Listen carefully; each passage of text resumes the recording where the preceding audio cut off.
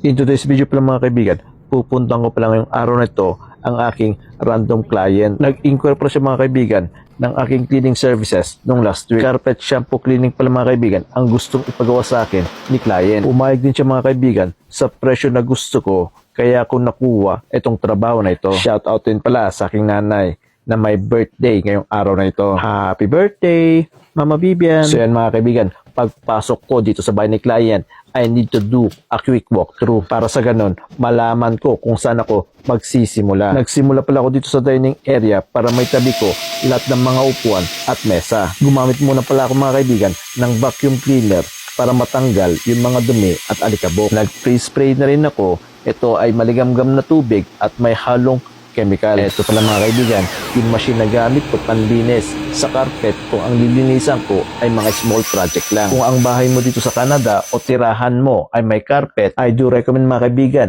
at least once a year, ipa-carpet shampoo mo to maintain hygiene, remove deeply embedded dirt and grime, and extend the carpet's lifespan. So yun lang mga kaibigan.